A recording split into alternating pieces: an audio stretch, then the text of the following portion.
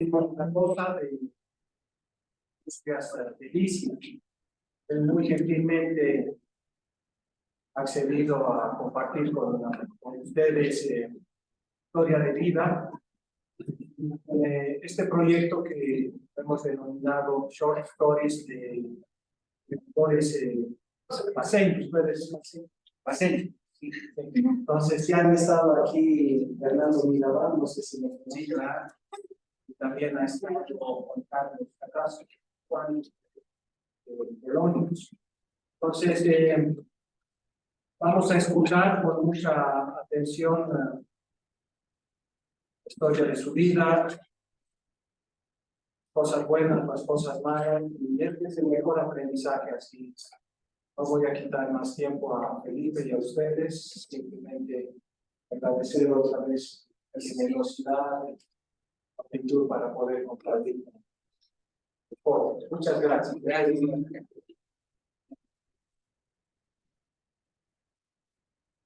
Muy buenas tardes.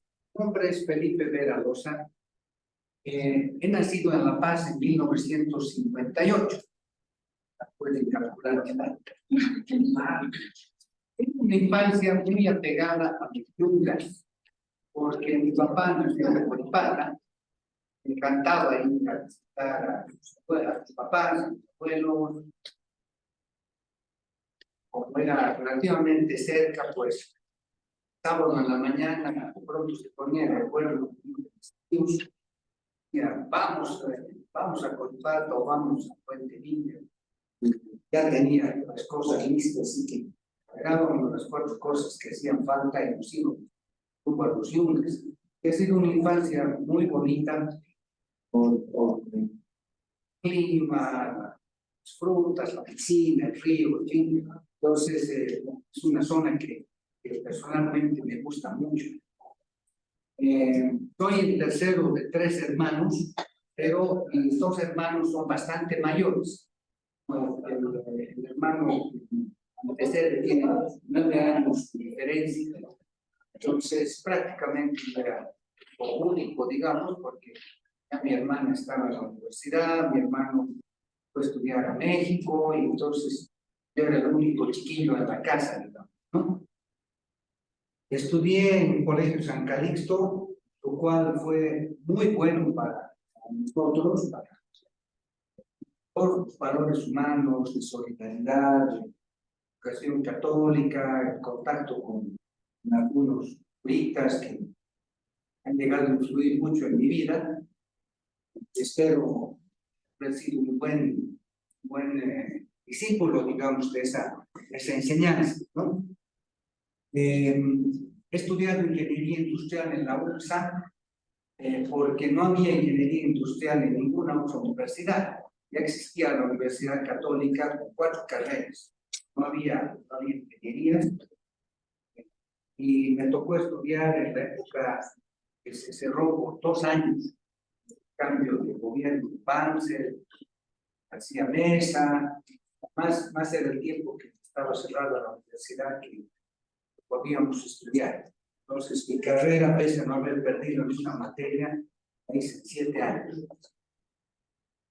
Hice una maestría en Ingeniería Industrial en la Universidad de Berkeley, en California, del año 1975 al 87, que fue sin duda una experiencia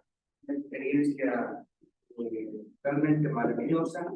Además, ya me fui casado y también de 1 año. Fue muy simpático. Esa es la vida del estudiante de maestría, en fin, todo es muy estresante. Al tener la esposa y el hijito, esta semana nos íbamos a pasear, no había tiempo, no había exámenes, ¿no? Pues nos pasaba estudiando, ¿verdad? Día y noche. Me casé con Mabel Lavadez, tuve 3 hijos y ahora 2 nietos.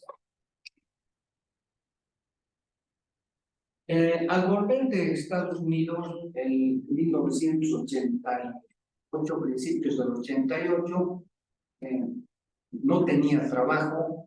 Yo vine con un título de maestría en una buena universidad, pensando que más o menos iban a llover las ofertas de trabajo. Y no fue así, porque si ustedes revisan la historia, era justo después de la hiperinflación, donde Bolivia realmente casi se muere, ¿no? Las palabras de Paz Extensoro, estaba Paz Extensoro en el gobierno, y avanzado el 21060, entonces era una incertidumbre total, había muy pocas empresas en movimiento, presenté currículum aquí, allá, nadie me ofreció un trabajo que por lo menos me pagaran el sueldo personal. Entonces, empezamos a ver qué cosas hacer. Empecé un emprendimiento familiar, ¿no? Dejaba mi hermano, como familia teníamos un hotel muy chiquito, y entonces nos pusimos a trabajar allí con mi esposa. Luego nos pusimos con una distribución de Norland, año 88, ¿sí? Y en octubre de 1988 formamos compañía de alimentos, que en ese entonces era simplemente una distribuidora de yogur, muy chiquita, 2 vehículos, 3 vendedores, mi esposa y yo que hacíamos todo, como dicen, ¿no? El circo en el que uno actúa de acomodador y de payaso al mismo tiempo, ¿no? Tenía que hacer de todo. Lo primero que hicimos es empezar a producir helados artesanales, bases de litros, y vender en el primer supermercado que funcionaba en La Paz, el mercado SAT. Luego a mi esposa se le ocurrió fabricar bolos, y eso fue realmente lo que nos hizo despegar. O sea, con esto lo que les quiero decir es que uno no planifica, uno no dice, paso uno, voy a hacer eso, paso dos, sino que hay que tomar lo que va dando la vida. Porque haciendo helados y vendiendo en el SAT, no íbamos a pagar nada, no mucho, digamos, no se ganaba nada. Pero una persona, una amistad que tenía relación con una fábrica de Cochabamba, fabricaban los bolitos, todos conocen los bolos de plástico. Eran novedosos en ese momento y nos mandaban de Cochabamba, llegaban en la flota, teníamos nuestras combisitas Volkswagen, pegábamos los bolos, llevábamos a los colegios de la zona sur, o sea, en San Ignacio, qué sé yo, los colegios que había en Coto, etcétera, y se entregaban los bolos a las tenderas, los hacían congelar y vendían de tal forma que para el día siguiente de nuevo ya se recibía. Entonces, los famosos bolos nunca los veíamos en la planta que quedaban en Miraflores, como oficina, ¿no? Porque llegaban de la flota al mercado y venían del vendedor con la planta. Pero a los pocos meses, el fabricante de bolos de Cochabamba decidió que ya no nos iba a mandar más. La razón, no sé, es envidioso de que nos iba bien, no lo sabe. Y nos dijo, no, hasta el viernes les voy a enviar, y después ya no nos voy a enviar. ¿Qué hacemos? Mabel, que es totalmente impulsiva, digamos, no, pues hay que fabricar, nosotros fabricaremos bolos, y se vende tan bien. Tenemos una pequeña fabriquita y unos cuantos vendedores. Haremos bolos. ¿Cómo se hace? Ahí también la otra lección aprendida es que los proveedores son los primeros que te ayudan, los que te quieren vender cosas, dan consejos, y no faltó el que nos dijo, no sé quién fabrica las maquinitas para sellar los bolos, están en Santa Cruz, tal persona, te apareció el otro y les dijo, yo les vendo las esencias, yo te enseño. Entonces, con ayuda de estas personas amigas, compramos las pequeñas selladoras, valía $500 cada una, nada. Y las muestritas de los que comercializaban con esencias, telitas de muestra de Mabel, que es así, ella estudió Derecho, no terminó, pero bueno, se metía a todo. Entonces conseguimos unas ollas, y hacíamos los bolos, empezamos a sellar con esas máquinas. Fue tan interesante el éxito que para el año siguiente ya tuvimos que comprar una cámara grande, un túnel, congelamiento para congelar los bolos, porque llenarlos era relativamente fácil, pero la gente los quería congelar. Entonces, lo primero que hicimos es comprar las heladeras grandes de 500 litros, ¿no? Cofres, poner ahí. Y en 3 horas, 4 horas aparecía una tanda congelada, pero eran, pues, no sé, 500 unidades. La gente demandaba por miles. ¿Qué hacíamos? Ya, llenar nuestro cuarto ahí de más congeladores, más congeladores. O sea, no eran menos. Entonces, ¿qué hacemos? ¿Qué hacemos? No faltan proveedores. Yo te puedo ofrecer una cámara túnel con un compresor muy grande, que donde vas a poder imitar lo que hace un horno mete masa, enciende el horno, cocina, saca panes, digamos. Con una cámara túnel, deben hacer lo mismo, meter los bolos en bandejas, meter la cámara, esperar 6 horas, 8 horas, sacar todos los bolos congelados y comenzarlos a vender.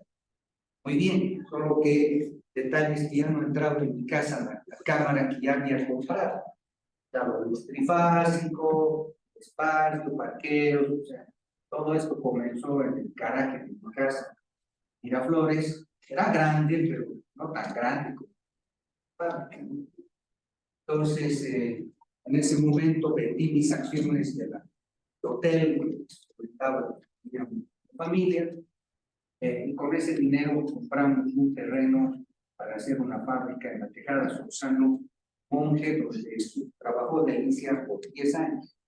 Entonces ahí instalamos la cámara para congelar los bolos, luego compramos máquinas para hacer paletas, ya nos metimos, digamos, al negocio de los helados, y era natural que teníamos que hacer paletas de agua, de crema, empezar a diversificar, hacer vasitos, ¿no?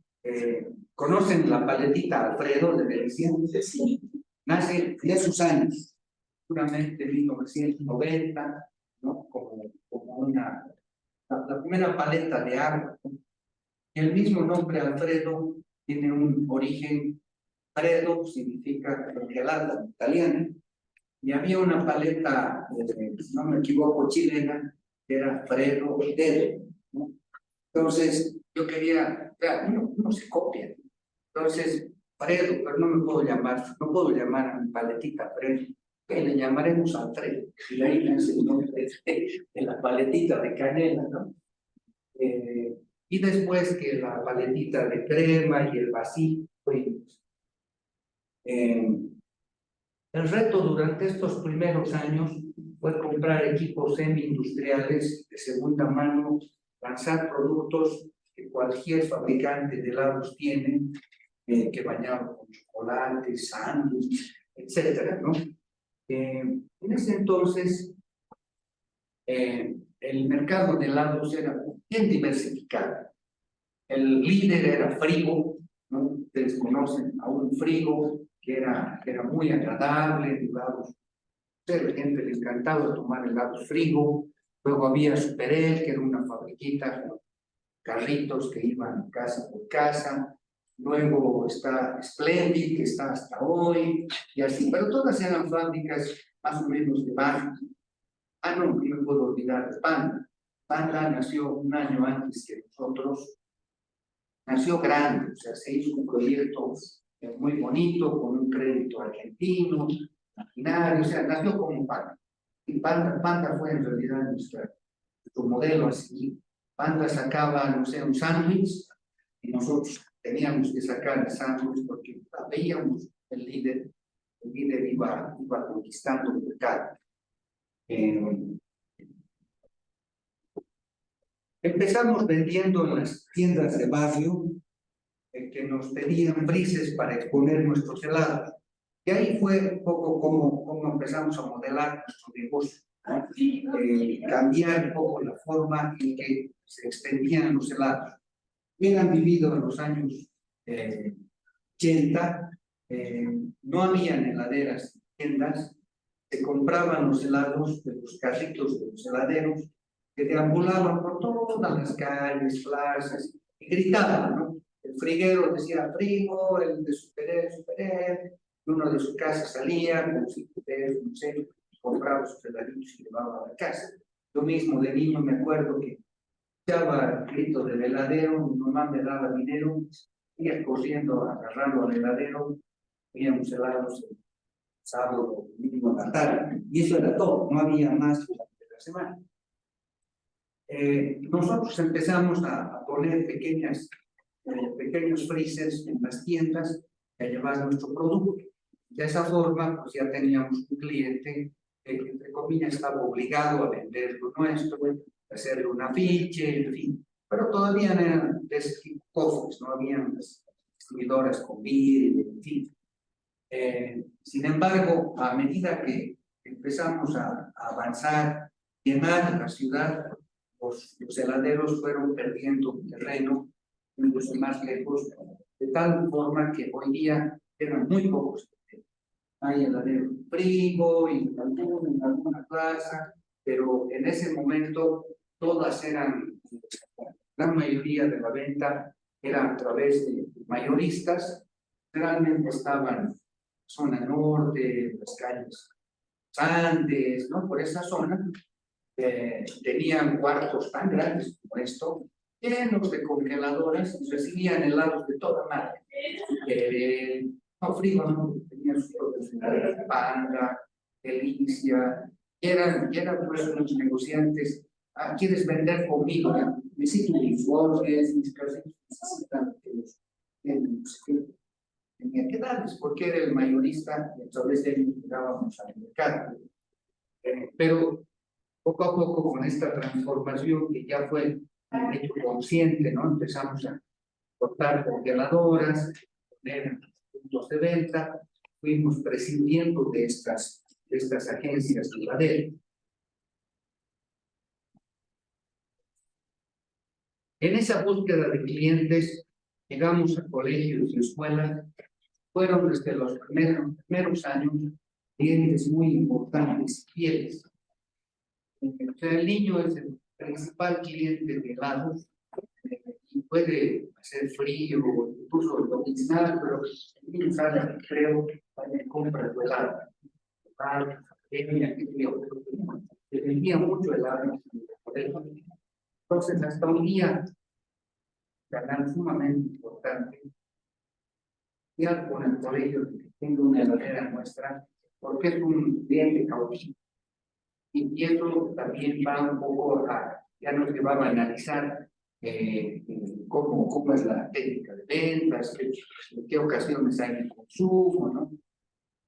Hay que aprovechar el momento de 6 horas que el niño pasa en el colegio, no puede salir, hay que comprar lo que es disponible, ¿no es cierto? Cambiamos el modelo de negocio del helado, de un producto elitista, digamos, de ir a Max Weber, que era una heladería muy conocida en Pocachi, era cara, que había que ir especialmente, o de ir a Frigo, qué sé yo, que era medio elitista y bastante difícil de encontrar a un producto que fuera accesible en cualquier tienda de barrio. Nos preocupamos de ofrecer calidad a un precio justo. Siempre analizábamos el tema de que esto debería costar 50 centavos, esto está bien boliviano, de tal forma que cuando entró la competencia de afuera, los precios eran bien distorsionados, y ahí tuvimos gran ventaja, ¿no? O sea, masificamos el mercado, hicimos el helado a disposición del gran público. De manera natural empezamos a atender helado, luego provincias con camiones viajeros, siempre con distribución propia. Hacia 1994 pudimos contratar a una persona con mucha experiencia en ventas de Coca-Cola. Este es un tema que también debo agradecerle a Mabel. Siempre estaba buscando quién sabe más, quién nos puede enseñar, quién nos puede guiar. Y era un señor, no voy a decir el apellido por no comprometerlo, pero de un nombre, tal persona, que lo respetaba. Era el jefe de ventas de Coca-Cola, La Paz. Y un buen día despiden de Coca-Cola. Entonces me dice mi señora, ¿cuánto pedido fulano? Ya, y tenía forma de llegar a él y le dije, mira, quisiéramos hablar contigo, pero claro, nuestra empresa era muy chiquita y él era jefe de ventas de Coca-Cola, era como querer más o menos pedir un autógrafo a Messi, algo así, ¿no? Estaba en otro nivel, ¿sí? Pero viene a casa, nos dice, interesante, bueno, me han ofrecido irme a Santa Cruz, pero ya, como estoy libre ahora, déjame mirar tu empresa, déjame recorrer el mercado, ver qué tienes. Ya teníamos unos 6 años que está en el mercado, bien nuevitos, y se pierde una semana. Y él me dice, no creo que tienes. Lo tomó para una salida amigable, es decir, pueda mirar. Pero bien, nos dice, oigan, ustedes tienen una joya entre manos, muy buena producción, le gusta a la gente, pero tu distribución es pésima, o sea, no tienes ni idea de lo que es distribuir. Y negociamos con él que se quede un año, porque le habían prometido que lo iban a contratar en Pepsi-Cola, pero no todavía, entonces dice, ya, te ofrezco que trabajo un año, después te asesoro y después ven. Listo, 21 años, además un sueldo que difícilmente podríamos pagar, pues tenemos que hacer el esfuerzo. Y claro, una persona de experiencia trae gente de experiencia y él viene con su mancha, como se dice en términos, la jerga comercial, ¿no? El jefe tiene sus supervisores, sus vendedores, sus camioneros, todos vienen a bordo, ¿no? Y no, pues era gente que nos enseñó a hacer rutas, a poner más cargos. En un periodo previo, yo veía que nos hacía falta entrar, no sé, en la zona sur, y me esforzaba en ahorrar un dinerito y comprar una camioneta, poner un chofer que vaya a la zona sur. Pero mis finanzas eran pequeñas, no podía comprar un carro cada mes, ¿no? Entonces nos dicen, no es la forma. Tú llamas a los flateros, gente que ya tiene sus camiones, sabe vender, que vienen, haces un contrato y les dicen, atiende la zona sur, atiende la zona norte, atiende el alto. O sea, son cosas que uno parecen obvias ahora, pero en ese momento, bueno, de esa forma crecimos, pero de una manera muy grande, llenando las rutas de la ciudad de La Paz, dando al alto, dando duro, en fin. Y los veíamos entre la gente de su confianza haciendo los planos de la ciudad de La Paz. En ese entonces no había Google Maps, sino que se conseguían del Instituto Geográfico Militar unas sábanas de, no sé, 2 por 2 metros. Estaba dibujado todas las ciudades, ¿no? Y hacían las rutas, ¿no? Entonces, todo esto era la ruta 1, la ruta 2, la ruta 3, bonito. Pero resultaba que después teníamos que meter una nueva ruta, entonces se hacían unas plantillas de plástico, ¿no? Pinchecitos para poder cambiar. La cosa es que se pasaban en la oficina haciendo plata. Pero era la única forma de estructurar las ventas. Eso hacían en la Coca-Cola, en las empresas grandes, ¿no? Para que el vendedor supiera dónde le tocaba ir. O sea, esa tarea que les quiero mencionar ahí, voy a tocar en otro momento, es recurrir al talento, que no hay que tener temor de contratar gente que sabe más que uno, ¿no? Porque obviamente hay mucha gente que ha estudiado, que tiene experiencia y que sabe más que uno.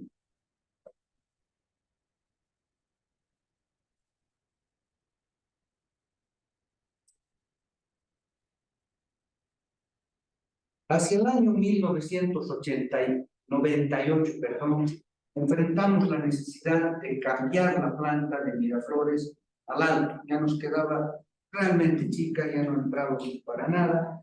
Nos tomó un año de búsqueda para comprar un terreno a Pascal vendía ahí, pues ese terreno compramos, donde actualmente está nuestra planta, carretera Viajes. Nos tomó otro año construir, nos trasladamos a la nueva planta mediados del año 2000. El mayor espacio, el soporte financiero, ya todos habíamos aprendido a negociar con la banca, en fin, corporación de gerentes con experiencia nos permitió crecer de forma acelerada. Y ahí, de nuevo, los golpes de suerte, desde las primeras máquinas que me tocaba hacer en Miraflores, me acuerdo que necesitaba un filtro de agua, carbón, de arena, carbón activado, etcétera, para purificar el agua. Y me dicen, yo sé, tal ingeniero te puede ayudar. Bueno, lo llamo al ingeniero, que era de mi edad, y nos hicimos amigos desde ese momento. Me hizo el diseño, me ayudó a construir, y él también trabajaba en Coca-Cola, ¿no? Pero en el área de calidad. Y después me fue dando consejos, en fin, eso ha debido ser la primera relación con él el año 1990, digamos, y el año 2000 lo retiran de Coca-Cola. Me acuerdo, vísperas de Navidad, y dicen, mira, estamos reestructurando y no va a haber todo está comprado, y además, malditos, me retiran por Navidad, digamos. No te preocupes, le digo, yo te necesito, vente a trabajar desde el primero de enero. Y se vino a trabajar con nosotros, fue mi gerente técnico durante unos 7 años, me ayudó a hacer el traslado a la planta del Alto. Sin él, no sé cómo lo hubiera hecho.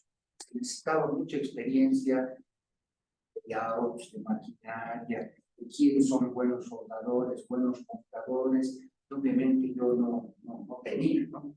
Entonces, de nuevo, la idea, a veces puede pensar que son golpes de suerte, pero yo creo que es más la actitud de estar buscando quién sabe más, quién te puede ayudar, no tener miedo digamos, a contratar talento, ¿no? El año 2001 ya estaba instalada la fábrica y la verdad pensábamos que bueno, ya no vamos a tener que invertir, aquí solamente pues concentrarnos en trabajar, qué tranquilo. Pero ocurrió que la franquicia de Tampico empezó a ir mal, eso les mencionaba el nombre, ¿no? Tampico fue traída a Bolivia por nada, ¿no? Uno de los accionistas de INAM, un hombre muy inquieto, viajaba en ferias, etcétera, y en una de esas ferias hacia el año, ¿qué año habrá sido? 94, se puso en contacto con la franquicia de Tampico de Estados Unidos y los trajo a Bolivia y empezó a fabricar y vender, era muy novedoso, productos ricos, innovadores, etc. Y nosotros desde el primer momento, claro, tenemos que hacer algo similar, hicimos nuestro símil, pero estábamos lejos de darle en claro. Y ahí mi gerente comercial, este señor de gran experiencia, me dijo, mira, no es el camino, no vas a lograr sacar una posibilidad, tocar la puerta de Tampico, pero ¿cómo? Ya, me conseguí una dirección, qué sé yo, empecé a hacerles correos y a mandarles fotos y molestarlos, y coincidentemente a Panda le empezó a ir mal, empezó a mandar la franquicia de Tampico, las marcas de Tampico vinieron a nuestra fábrica, que ya estaba en el Alto, nuevita, ¿no? O sea, ofrecía mejores condiciones, y los convencimos de darnos la franquicia.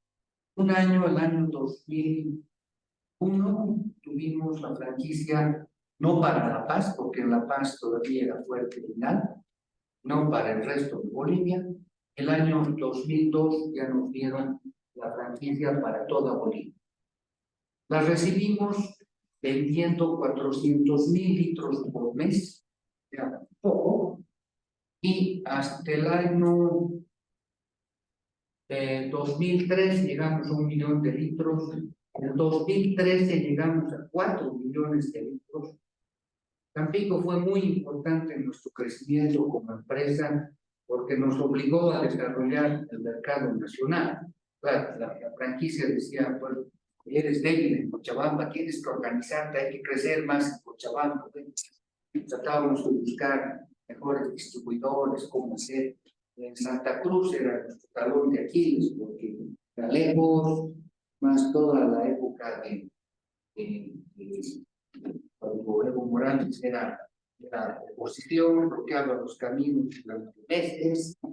Entonces, poco pronto teníamos un buen distribuidor en Santa Cruz, no había caso de hacer llegar productos, así que la necesidad era también de poner fábrica en Santa Cruz. Y bueno, lo hicimos, nos costó muchísimo, perdimos mucho dinero, pero la verdad es que nos obligó a crecer, porque había que responder a la franquicia. El ingreso a Santa Cruz. Hacia el año 2002 empezamos a enviar Tampico a Santa Cruz con un costo muy alto de transporte, interrupciones de caminos.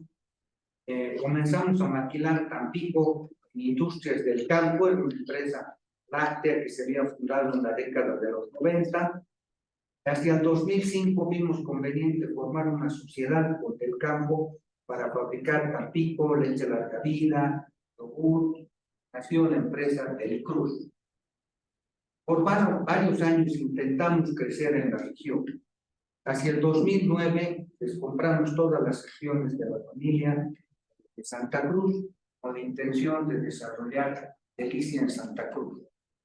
Hasta ahora sigue siendo un reto importante, es un mercado muy grande, muy difícil.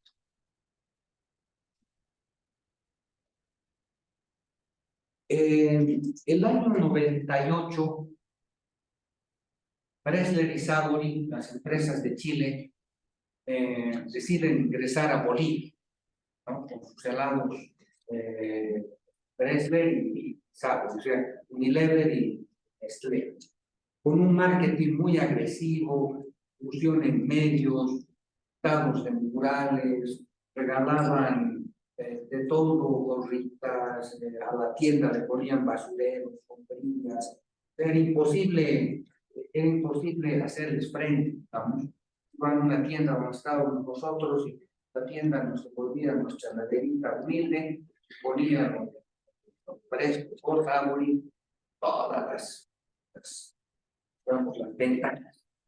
Pero lo que hicimos, por un lado, era ir más lejos, y obviamente pensaban que no podían tomar todas las ciudades, todos los barrios.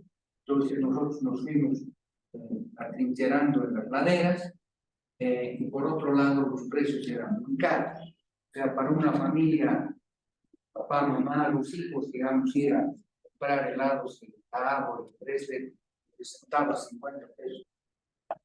Que con nosotros seguramente gastaban 20. Pero el esfuerzo fue grande de no perder ventas y de ir más lejos, y por otro lado de cambiar los estándares de calidad. Esos estándares de calidad solo se conseguían con maquinaria moderna y automatizada. De nuevo, los proveedores tocaron nuestra puerta y dijeron: queremos ofrecer unas máquinas automáticas italianas. Al principio parecía un cuello, digamos, como querer comprarse un avión. Lindo, puedo ir muy rápido, pero ¿cuánto cuesta? Y recuerdo que el año 98, sí, el año 98 llegamos a firmar contrato con unos $300,000, que para nosotros era gigantesco, para que llegue una máquina en unos 6 meses, una paletera automática. Todavía estábamos en Miraflores. Pero esa vacación estaba en Cochabamba con mis hijos, todavía, y vimos pues el gran boom en Prado de Cochabamba, estaba entrando Bresler, camiones, que repartían helados, o sea, parecía una farándula completa, ¿no? Y dijimos, ¿qué hacemos? Estamos invirtiendo $300,000, pero estos van a tomar el mercado. La verdad que pasamos una ocasión horrible pensando, habíamos tomado una buena decisión o no. Y le dijimos al proveedor, mira, preferimos salirnos, o sea, no comprar la máquina, preferimos, no sé, vamos a batallar como podamos, pero es imposible que hagamos una producción tan grande.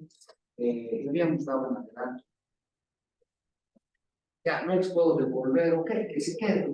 Estoy convencido de que vas a terminar a comprar. En un momento que no te fabricamos la máquina. Y justo el año 98 toca el primer fenómeno de niño que tengo edad. Ahora estamos acostumbrados a niños, pero así estos años no se hablaba mucho del cambio climático, de esos fenómenos así, de mucho calor, pero fue el año 98 un año extremadamente caliente. Yo cada mañana que nos faltaba helado, cargábamos helado, estaba en lugar de despacho, quiero esto, no tenemos que acabar. Va a salir a matar, va a salir para mañana, pues, ¿por qué no he comprado la máquina automática? Yo decía todos los días, pero bueno, vimos a poner la orden un año más adelante.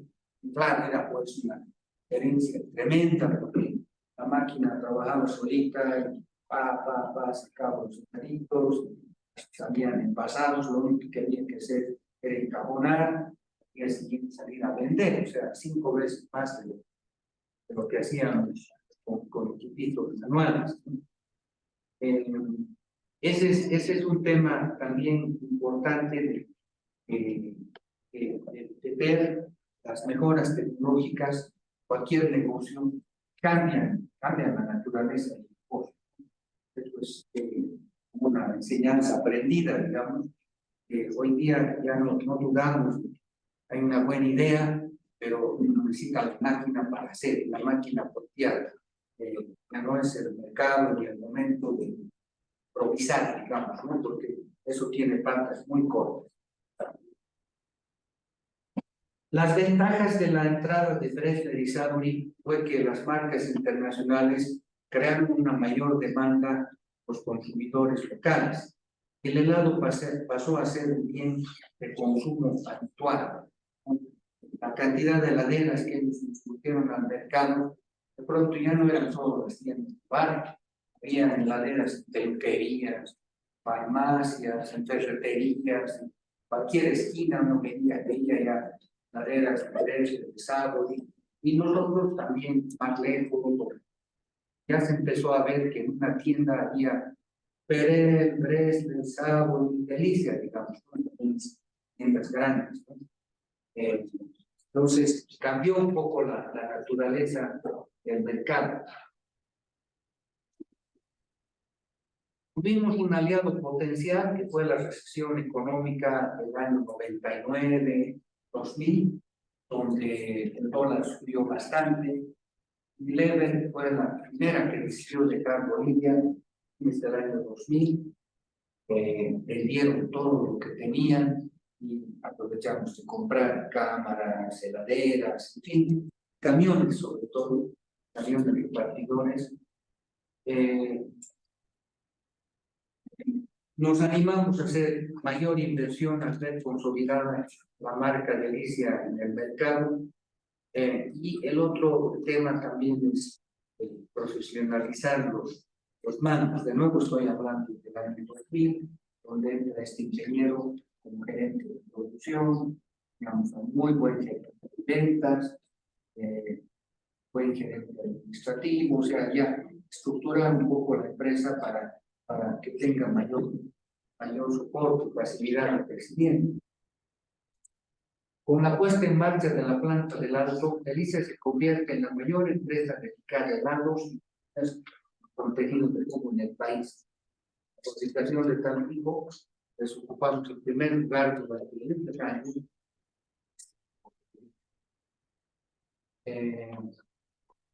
Ya se empieza a hacer más marketing, nuestras pizarras eran ya más coloridas, con mejor diseño, empieza a haber innovación. Aquí tenía un par de cosas. Paso. El aporte de la segunda generación. Mis hijos que habían terminado de estudiar en la universidad, y Horacio estudió ingeniería industrial aquí en la Católica. Primero se incorpora Horacio, el mayor, ingeniero industrial. Uno de los problemas que teníamos era la poca cantidad de leche que recogíamos del altiplano, ¿no? El altiplano siempre ha sido muy bombardeado por las ONGs para que convierta en una zona de producción lechera, pero había muy poca leche, las familias tenían muy pocas vaquitas. Entonces, Horacio, con ayuda de otros técnicos, hacen un proyecto de negocios inclusivos con lecheros del altiplano, que se convierte en el mejor proyecto inclusivo del año 2010, premiado por Fundado. ¿En qué consistía? Consistía en, nosotros conocíamos quiénes eran nuestros clientes, tenían leche, tenían base de datos, instituciones financieras como PRODE, Braza Taui, querían esa cartera de clientes para prestarles dinero. Y el préstamo era 10,000 bolivianos, una cosa así, que les servía para comprar vacas. Compraban vacas con alimento, les daban un capital de operación, con eso producían más leche para entregarnos a nosotros, y con ese pago, pues directamente pagaban a los bancos. Entonces, por unos 3, 4 años, funcionó de esa manera la ruedita, digamos, de triángulo de lecheros, fábrica y las instituciones financieras, hasta que después ya tomó vuelo y ya dieron sus programas. Y hoy día el altiplano recoge PIL, unos 70,000 litros, Delicia recoge unos 50,000 litros, y otras empresas más pequeñas quizás recogen unos 30,000. Entonces el altiplano produce 150,000 litros más o menos de leche por día, que eso representa un ingreso interesante. Si uno indica más o menos de 2,80, 3 bolivianos, es un ingreso de todos los. Entonces el campesino del altiplano dejó de ser tan pobre, no vamos a decir que ya no es pobre, pero ya no es tan pobre como su campesinito que solo se dedicaba a la siembra de papa y agua, no sé qué, tenía una sequía y no podía lechar y estaba sumido en la pobreza, ¿no? La actividad lechera les permite tener un ingreso diario, y ahora hay generaciones jóvenes, gente de 30, de tantos. Hoy día estaba en una reunión con los lecheros que se quejan mucho la sequía para darles alimento a su ganado y para comprar frecho, cascarillas, etc. Hoy día teníamos una dura negociación de aumentarles un poco el precio de la leche. Claro, es el balance, ¿no? O sea, si les aumenta mucho, ya no voy a poder fabricar, voy a tener que subir el precio del mercado. Pero entre eso, obviamente, uno comprende en la realidad que muchas no es necesario aumentar los 20 centavos el precio de la leche a los productores, porque es realmente una situación desesperada. Y producir leche les genera un ingreso real, ¿no? Bueno, entonces me salté un poco, era un poco la idea que hizo Horacio, creó el Departamento de Desarrollo, de Nuevas Tendencias, Nuevas Ideas de Negocios, de hacer agencias propias. Ese es único. Desde el año 2014 se incorpora Ignacio, licenciado en Marketing, que también dio en la Católica hasta casi más de la mitad de su carrera. creó el departamento de diseño, lideró las ideas de marketing, desarrollo de la marca Delicia, y ahí un aporte interesante. Mientras yo gerentaba solo, digamos, la marca para mí no me representaba un activo, algo muy importante. Bueno, la marca, digamos, claro, pero de hecho lo hemos cambiado como 5 veces. Venía alguien decir, ¿por qué Delicia así? Esto, ¿por qué? Porque para mí no era, por tanto, una identidad, una manual de marca, una cosa así. Entonces, nuestros congeladores, por ejemplo, un buen día tenían un chiquito que tomaba un heladito, el chiquito era mi sobrino. ¿No? Otra vez decían, no, mira, las heladeras están, tienen productos, entonces sacábamos heladeras con ¿no? Carnaval, cuando Hijo Ignacio tomó la idea de marca, digo, no puede ser eso, confundes al consumidor, o sea, tienes que tener una línea, unos colores corporativos, los contrató un argentino, era muy capo en esto, y claro, se broma y broma, nos criticó muchísimo, nos puso fotos de las barbaridades que hacían con la marca, nos hizo un manual de marca, tus camiones tienen que ser así, hasta los uniformes, en fin, muchas cosas que hemos aplicado, pero sí me quedó, y después lo hemos visto, cómo es importante cultivar la marca. Y ahora, hoy día, yo creo que la marca vale mucho. Cualquier producto que sacamos bajo la marca Delicia, por lo menos la gente lo va a probar, ¿no? Y ahí si le gusta, pues, lo vuelva a comprar. Pero por lo menos uno le da el beneficio de la duda. De decir, oye, es de Delicia, a ver, probaré. Hicimos campañas con las magníficas, o sea, Ignacio nos llevó a todo ese mundo que para mí era superfluo, gasto superfluo, en fin, con una mentalidad muy antigua, pero de nuevo con esa idea de captar el talento, captar las nuevas inquietudes. Fuimos de las primeras empresas de tener una página de Facebook, por ejemplo, ¿no? Ignacio nos decía hay que tener Facebook, ni siquiera había usado, no sabía, y él de su sueldo dijo, no, hay que suscribirse, no voy a pagar, y eran $100 por mes para tener una página, un dominio. Después, claro, hoy día toda nuestra publicidad se hace a través de redes sociales, ¿no? Ya la televisión, los periódicos, ya prácticamente no se usa. La radio un poco, hay que comunicar algo, es más por Facebook, Instagram, no sé qué, ¿no? ¿Qué fueron obviamente? Bueno,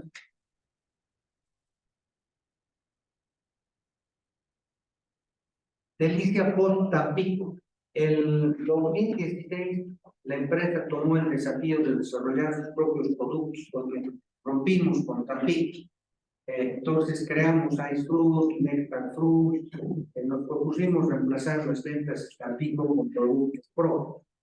En La Paz logramos la mejor cobertura desplazando a Tampico, el resto del país compartimos el mercado. En 2016 nuestra línea de lácteos creció de forma sostenida de la mano de yogur griego.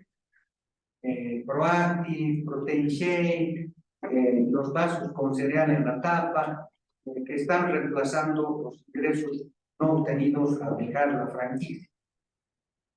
Durante unos 3 años dejamos la franquicia que la tomó PIS y a PIS le fue mal, entonces de nuevo nos unimos gente de Tampico y pudieron volver a manejar la marca, pero ya bajo otras condiciones. Ya los productos que hemos desarrollado no los vamos a quitar y no me van a poner las ventas por las que perdí Tampico la primera vez. Lo que pasa es que Tampico ponía 4 millones de litros por mes, ser líderes del mercado, era muy bueno, éramos casi los mejores franquiciatarios de Tampico del mundo, ¿no? Por hablo de porcentajes, ¿no? Yo creo que es del país más grande. Pero querían siempre más, y siempre más.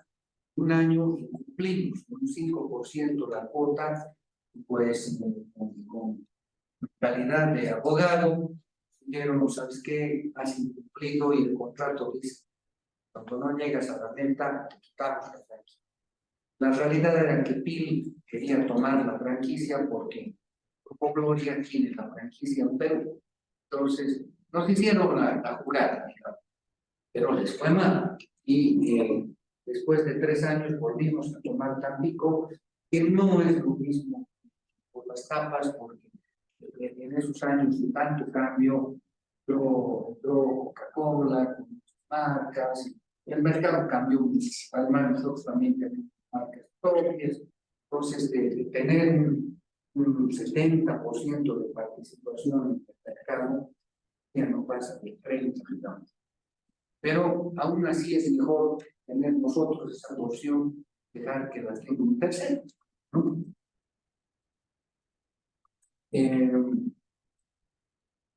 El 2016 también nos enfocamos en el canal profesional para la atención de los hoteles, restaurantes, cafeterías, con crema de leche, mantequilla, dados en formatos grandes, productos de terceros, en fin, que es un canal que todavía nos falta mucho desarrollar, pero habría que hacerlo. Y los años de pandemia. En marzo de 2020 empieza la cuarentena, caen las ventas de congelados y tal, incluso sale una noticia o no sé, que tomar helados era malo para el COVID, porque no sé, tenía frío, se decía de todo. Era terrible. Y se vendió mucho más leche, yogur, pero tenían bajo margen. Entonces, no dejamos de vender, no dejamos de trabajar, de hecho, con horarios restringidos, pero el mix cambió mucho. Nos tocó perder esos 2, casi 3 años de pandemia. Pues, los ingresos no nos daban suficiente para mantener la paga. Recién en la gestión 2021 recuperamos un poco los rendimientos del 2018. Delicia hoy, en el 2023, nos enfocamos en tener un gobierno corporativo, un semidirectorio, porque por ley no estamos obligados a tener directorio porque no somos ciudadanos, la responsabilidad limitada, pero tenemos un grupo de consejeros, digamos, que hacen una especie de directorio. Cambiamos un foco en rentabilidad, cambio de portafolio, porque obviamente aprendimos que no es cuestión de vender, no vender con margen.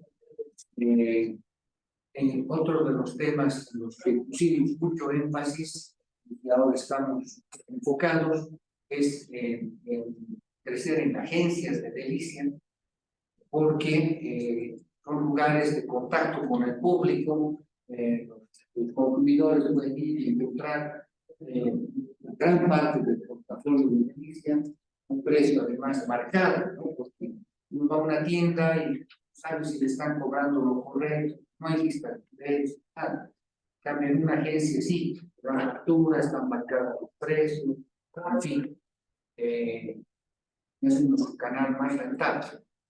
El otro es el control de gestión, la información al día, los sistemas, ¿no? Que de nuevo es el desafío tecnológico que estamos tratando de ponernos al día y tener un mejor control.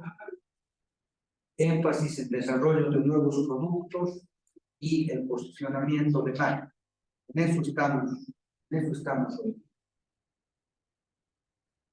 Finalmente, contarles lo que es la visión y misión de Delicia, que es contribuir al desarrollo de Bolivia, siendo líder en la industria de alimentos, un referente de innovación y calidad, a través de una operación eficiente que nos permita ofrecer y sostener precios justos al consumidor, cumpliendo con todos los agentes que interactúan con nuestra empresa, así como también los inversionistas, financiadores, empleados y la comunidad en general.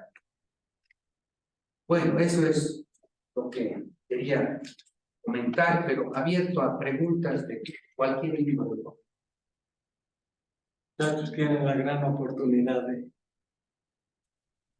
hacer preguntas a Felipe, así que adelante, por favor.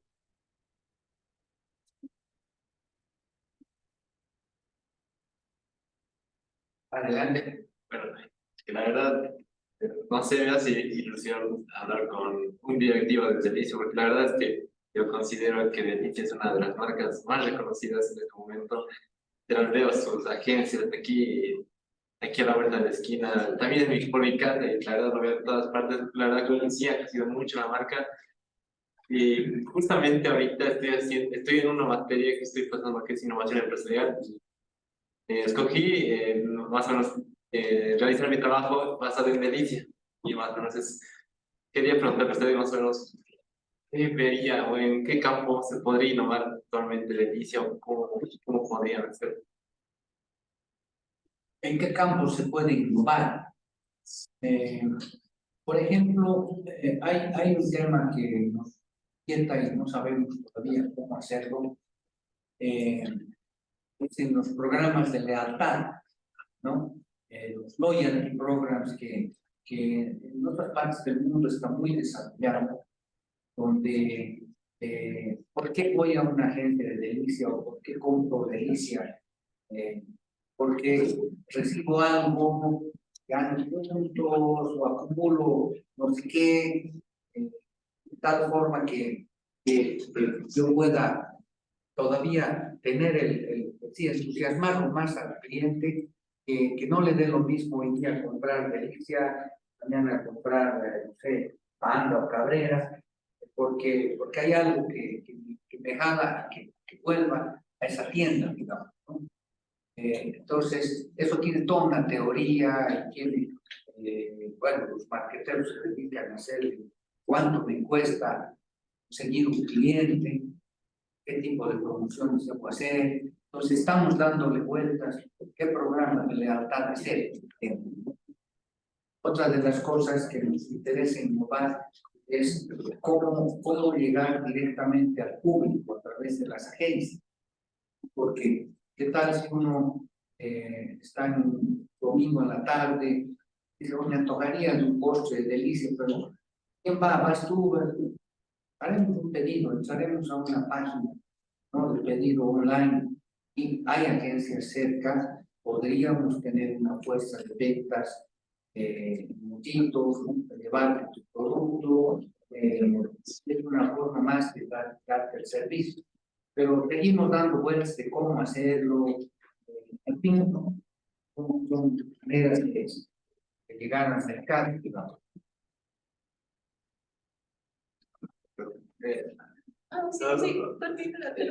No, la verdad es que también me causó bastante curiosidad el aspecto de que les está costando llegar a Santa Cruz Sí. o a qué se refiere, porque la verdad aquí lo veo súper fuerte la marca de Delicias, pero la verdad como no vivo en Santa Cruz y no he vivido mucho tiempo, pues, mi pregunta, ¿o hay otras marcas más posicionadas? Hay una marca muy posicionada de helados que es Cabrera, una marca que debe ser un poco más antigua que nosotros, jóvenes, o digamos mayores de hoy, niños han tomado helados Cabrera, ¿no? Nos ha pasado que en algunos grupos focales que hemos hecho probar helados de Cabrera, pero ya sin el paquete, helados de Cabrera, helados de Delicia, helados de otra marca, ¿no? Y el helado de Cabrera no es el mejor, ¿no? A veces nosotros tenemos un helado, otra marca, le damos importancia, y después cuando se les dice, este primero que has probado es Cabrera, es Cabrera, pero a mí me gusta Cabrera, pero este helado no me ha gustado, digamos. Lo que pasa es que uno se queda con eso de la marca. Entonces, es un primer factor a vencer. Y otro, la distribución, no sé, multifactorial, ¿no? El hecho de que piensen que Delicia no es un producto Canva, ¿no?, fluye. Ha habido otro ejemplo, una marca de supermercados que ha La Paz, ahí por Santa Cruz, trataron de penetrar, y ahí, la guerra, a los 2 años cerrada, ¿no? Porque pese a que tenía bien organizado, limpias sus salas, en fin, pero no funcionó. La gente estaba acostumbrada a ir a los supermáximos. Son múltiples factores, yo creo, pero estamos en ese batalla. Buenas tardes. Primeramente decirle que lo felicito bastante, lo admiro, porque realmente Delicia es una de las empresas que la verdad consumo cada día. Entonces, primeramente eso, y luego quería hacer una consulta con respecto a la parte del crecimiento que ha tenido a lo largo de los años. Es decir, últimamente se ha visto más agencias, en el Alto, donde yo vivo, que yo vivo súper lejos, casi cerca, hay una agencia. Entonces, es como que ¿cómo ha sido el hecho de mantener el control de cada una de esas? ¿O cómo es el procedimiento para todo eso? La verdad, ahorita tal vez suena algo común, no lo sé, pero yo no sé cómo sería el hecho de tener cierta sucursal y cómo trato con este gerente o cómo ha sido el trato con otro departamento, que la verdad se ve lo rudo también que está la agencia. Entonces, no sé cómo es el manejo de todo, de todas esas sucursales. Pues, tema muy de logística, qué tan difícil ha sido. Sí, bueno, entre paréntesis, estamos cambiando nuestro modelo de administración de las agencias porque también se nos han escapado de las manos, ¿no? Cuando eran 30 agencias, era mucho más sencillo, había un jefe, un par de supervisores, era fácil de atender. Cuando se creció a más de 100 agencias, ya hacía falta más supervisión, más procedimientos. Estamos en ese reinventarse. Muy posiblemente la decisión que vamos a tomar es entregarle a un equipo profesional de buen nivel, de muy buen nivel, que se ocupe de la administración de las agencias. ¿No? Siempre van a ser agencias de Delicia que facturan con el link de Delicia, ¿no? Y la distribución la vamos a hacer de acuerdo a los pedidos, pero ya el nivel de supervisión, de los estándares de calidad, del merchandising que se hace, ¿no? Se nos ha escapado de las manos. Son salidas muy chiquitas, muy grandes, con diferentes tipos de empleo, pero de nuevo no es bueno, ¿no? Porque quiere dar una imagen de marca, si estás en Oruro, o en Secata, o en Los Pinos, tengas la misma experiencia, digamos, con sus variedades, en fin, pero en general hay que tener un buen estándar. Y eso nos está siendo complicado a medida que hemos crecido. Gracias. Adelante. Bueno, quería preguntar sobre todo si en Delicia no existe lo que son los datos, y si existiese, digamos, cómo lo manejan, o cómo es la Ya, sí, existe sindicato de ya ni me acuerdo, hace 20 años, sí.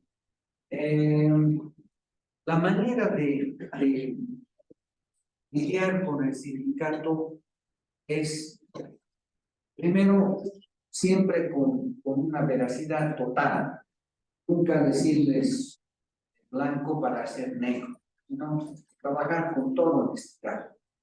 Segundo, cumplir con todas las leyes, ¿no? En un principio, por descuido, por esto, pues voy a reconocer que no teníamos todas las leyes, que el pago de triple el domingo y que el bono nocturno, que es el 30% más, era más informal, digamos. Lo primero que vino a hacer el sindicato exigir esas cosas. Y afortunadamente tenía un buen gerente general que me aconsejaba y me decía, no puedes desconocer que si la ley dice que tienes que pagar desde las 8 de la noche hasta las 7 de la mañana 30% más, no es algo que lo vas a financiar. Tanto puntos, dice, y hace pieza, la idea, y pues ya, primer pliego, que esto, que lo otro, tienes razón, ya lo vamos a hacer, vamos a hacer, que el domingo es hora triple, que es súper caro hacer trabajar gente el domingo. Tratamos de no hacerlo solo cuando es muy necesario. Cuando alguien va a trabajar el domingo, gana dominical, la hora extra, entonces hace un montón de dinero. Pero está de acuerdo a la ley, se cumple la ley. Eso nos ha dado la fortaleza de decir que y quiero para mi campeonato deportivo 10 equipos de fútbol. No está en la ley. Un ratito. Yo te puedo dar, es un equipo competitivo, está en los fabriles, sí, este merece. El otro, no. Entonces, de los 10 que quieres, te voy a dar 2, 3, ya 3. O sea, es el poder de negociación, pero cuando cumples todo lo que la ley te exige, no tienes ese, ¿cómo voy a decir? Tienes la autoridad moral de decir, te estoy cumpliendo esto, y si vienes así, y el aumento salarial del 5%, piden doble aguinaldo, te pago el doble aguinaldo, pero por otro lado también te exijo que cumplas esto. Entonces, claro, siempre hay que ir a aflojar, pero creo que soy afortunado y es una táctica, digamos, que no voy a dejar que una oportunidad haga de la suya, porque no tiene argumento.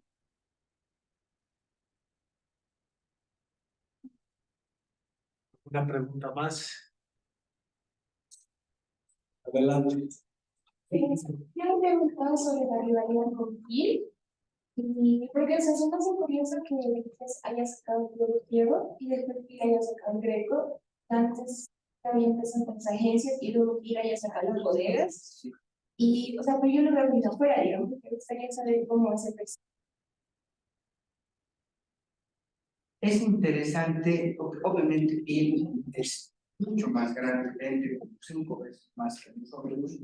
Es interesante que Bill reconoce que nosotros tenemos una capacidad de innovación muy grande, ¿no?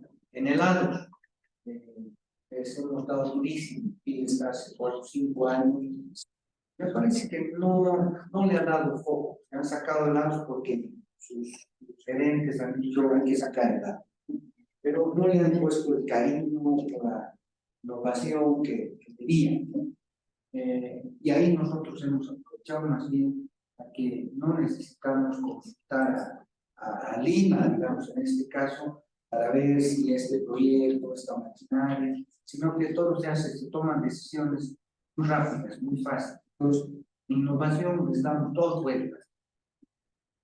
Ahí el yogur griego, por ejemplo, ha sido un desarrollo 100% liderado por Horacio Hijo, que hemos estado un año, ¿no? Tratando, no nos salía bien, fallamos. Finalmente salió algo que es razonablemente bueno, creo que nos sentimos bien, después de Protege, después de Yogurins, que también nos tienen bien, algunos han sacado antes, otros después, pero tratamos de que nuestro producto sea bueno y de un precio correcto. Las agencias y bodegas, siempre tuvo agencias, pero eran de otro estilo, eran, no sé, no eran bonitas. Yo desde era niño me acuerdo de las ¿no? Pero eran unas tienditas con 4 cosas, vendían todo y decía agencia PIB. En cambio, el modelo de nuestras agencias, ellos han querido compartirlos con las bodegas, creo que nos va mejor. Bueno, ¿sabes? Una consulta. Cabe dentro de la publicidad si alguna vez el gobierno ha ofrecido trabajar juntos. Ahora sí, usted lo hubiera aceptado o rechazado. ¿Cómo trabajar juntos? Y como era con Pipi, trabajaba con el gobierno para dar manutención a los subsidios. Y usted, no sé si le llegó una oferta de reemplazar cuando Pipi se salió y cubrir ese mercado. Y eso es. se te hubiera aceptado trabajar en el gobierno. Sí, no hay una actitud de principio que nos diga, no, con el gobierno hay que trabajar. De hecho, los desayunos escolares vienen a ser un proyecto, vamos a decir, estatal, que no depende del gobierno central, pero sí depende de las alcaldías, ¿no?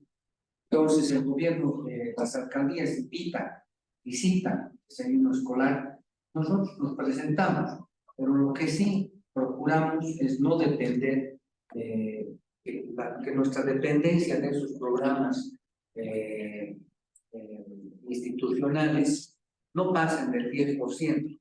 ¿Por qué? Porque hoy día tengo el desayuno escolar de, vamos a decir, de Quillacol. El próximo año no lo tengo. Entonces, si dependo del desayuno escolar de Quillacol y el próximo año no lo tengo, perdí. ¿Qué hago con mi personal? Tengo que despedir, ¿qué hago con mis paradas, ¿no? Entonces, como una especie de principio administrativo, buscamos que la dependencia de los programas institucionales sea máximo de un 10% para poder jugar. Y sí participamos del subsidio, un poquito, con desayunos escolares en los que podemos buenamente ganar, ¿no? Tampoco ha habido más propuestas del gobierno. Bueno, vamos a ir cerrando una pregunta, por favor. ¿Qué rol ha jugado la familia, tu familia, en el crecimiento de la empresa y al final quién toma las decisiones?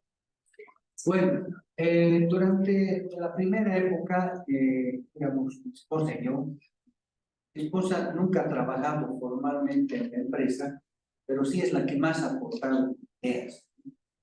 Y es interesante el que las decisiones, las conversaciones,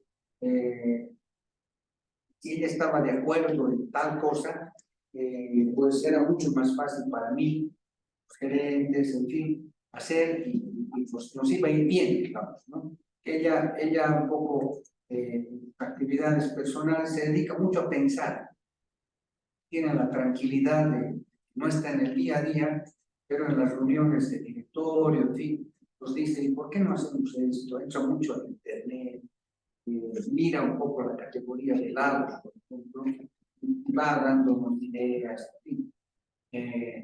En el fondo es, nosotros manejamos la empresa, pero ella manda. O sea, generalmente nos va mal cuando queremos ir por un camino y ella dice que no, mira que esto, no, esto es así, vamos por ese camino y a veces nos equivocamos. Es mucho más fácil cuando hay un consenso, pero el manejo formal es de lo que sería la junta de accionistas, ¿no? Y después cuando mis hijos ya por mayores de edad, profesionales, en fin, ellos forman parte de los accionistas. Con voz y voto, claro, se hacen respetar, voz y voto. Bueno, vamos a dar un fuerte aplauso a la militar.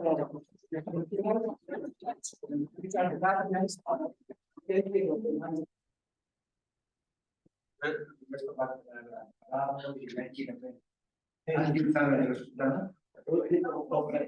Entonces, ¿quién ganó? Qué bien tenemos.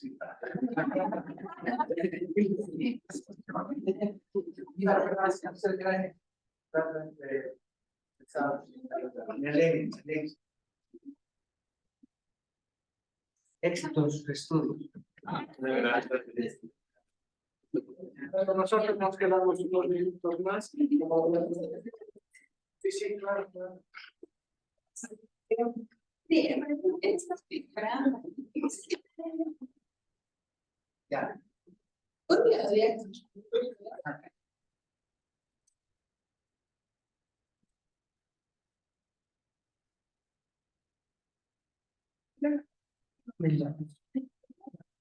Claro. Gracias.